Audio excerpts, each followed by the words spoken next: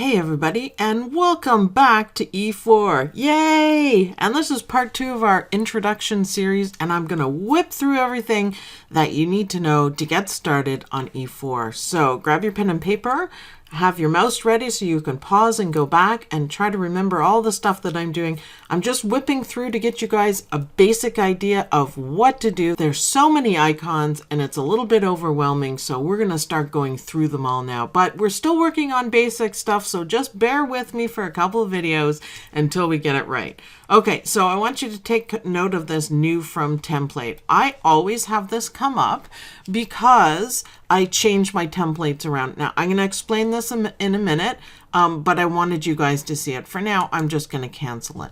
Now, okay, the next thing that we want to do is we're going to open a new file so I have something to work with here. And I left my grid on. You can turn it on or off right here. And as with a lot of the other icons, if you want more detail work, you right click on it. So you can set up your grid, you can do snap to grid, which I find so annoying, and a whole bunch of things. We'll go over that in another time when we start going through each and every icon that we have. But for now, let's go to our hoops. Now, what you want to do is you could set up any hoop. It doesn't matter what machine, commercial, home embroidery, single needle machine, you can set it up here. If you click it, it's going to show the hoop. I actually don't have any set up, so it's saying set up a hoop first. So if you have a Embird, we have one of these, Embird Brother. Oh, look, there's some brother ones. So I'm going to pick that one, and you click on this right here to move it into my hoops.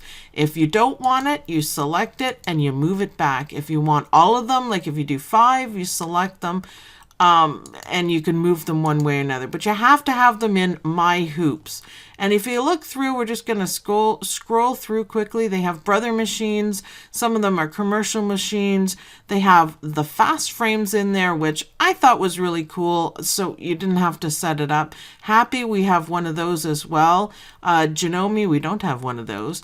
But what if you can't find your hoop in there? What if it's not there, the size? I mean, you don't have to worry about the name. Like, I don't know what an ORF 18 is, but I do know what a 42 by 62 is. So if you find the size in there, you might as well use it as long as it's the right shape. So let's go OK on that. So if you can't find your hoop, and it is handy to have the hoops on, I don't use it all the time, but when I'm working, I tend to use them. So let's go to create and look at all the options we have. So you can name it, the first thing you need to do. So Sue's hoop. And you can pick the shape of it. So an oval, sliding, square, circle, round, rectangle, or rectangle. So a rectangle would mean it has square edges. A round rectangle would mean, you know, like a mighty hoop, it's kind of curved. So then you can go ahead and put your numbers in. And it's in millimeters, but as always with E4, if you only know inches, you can type in inches. So let me show you how that works, because this is nice. You don't have to, you know, convert it over all the time. E4 does the work for you, which I like. So let's put 7 IN and not INC, IN. And see, it converts it. So 7 inches is 177.8 millimeters. So there you go. I'm going to cancel that out. What you would do if you set it up, your shape and everything, you just do save hoop, and then it's going to be in your list. So you can pick your drop down, and Sue's hoop would have been there had I saved it. Now, right here is a point of annoyance for me, but I do weird stuff on a daily basis, so I don't want it centered. But you can do auto centering or manual. So that means auto centering means anytime you change something around, the hoop is going to move. And if you don't know what it is, it can be annoying. I always put mine on manual. Not always, actually, but most of the time for working, I put it on manual. Okay, so that is how you set up your hoop if you need to work in it. If not, just leave it off. This red mark here is your center, so you can go around that. Depends what you're digitizing, and it depends on how you work. The next thing we need to do is set up our machines, because It's the same thing kind of with the hoop. You just need to figure out what stitch file your machine does, and this program will convert it along the way.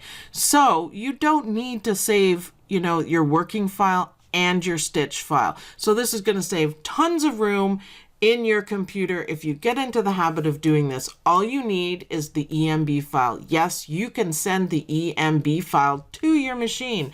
No, your machine doesn't read it, but it'll convert it on the way. So all you need is one Emb file. It's going to save you a lot of hassle if you have only one file, like say flower.1. Emb instead of flower.1 PES, different file names, JEF, SEW, different ones like that.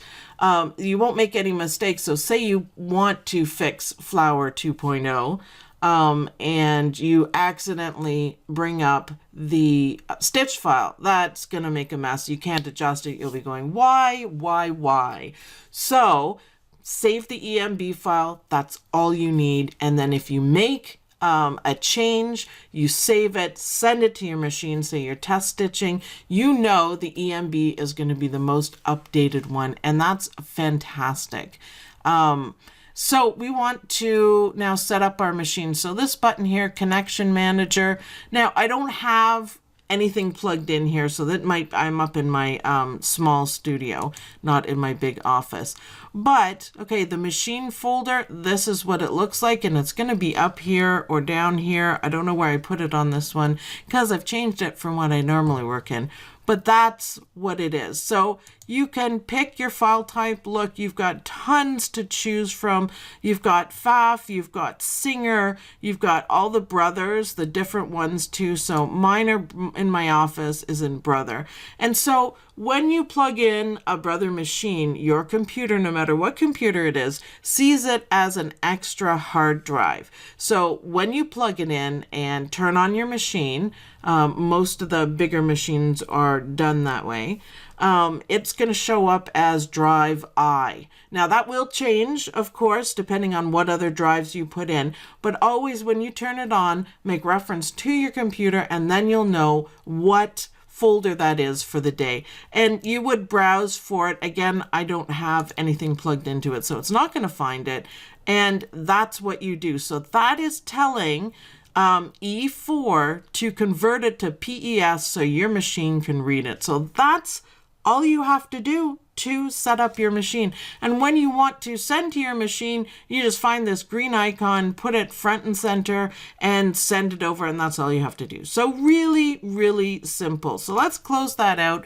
Hopefully you guys get the idea of that. Remember, save your EMBs, not your stitch files. Stitch files are only for stitching.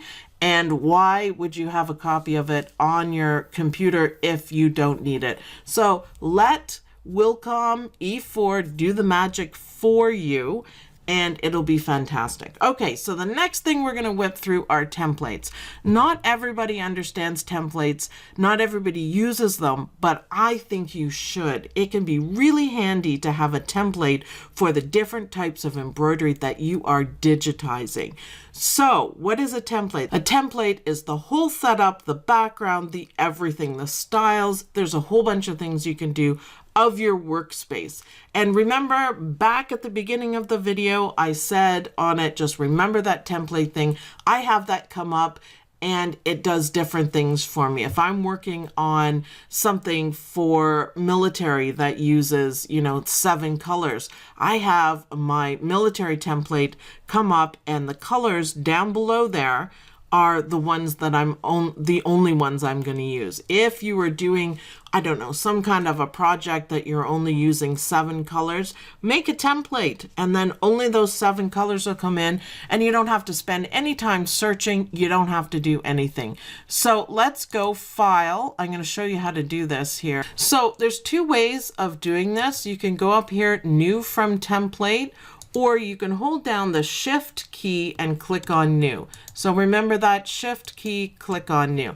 And we come up with this template. Now, we don't want to replace the normal unless you actually do want to replace a normal. But some people save the template and they have a hoop up, and then every time you open E4, you will have that hoop up. So I wouldn't suggest doing that.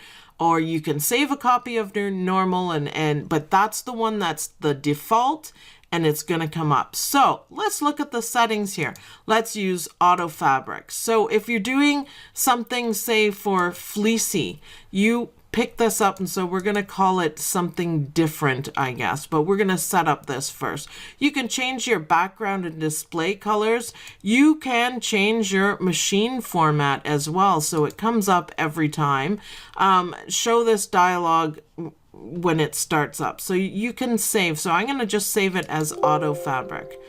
Okay, so it tells you this operation will affect all new designs based on the normal template.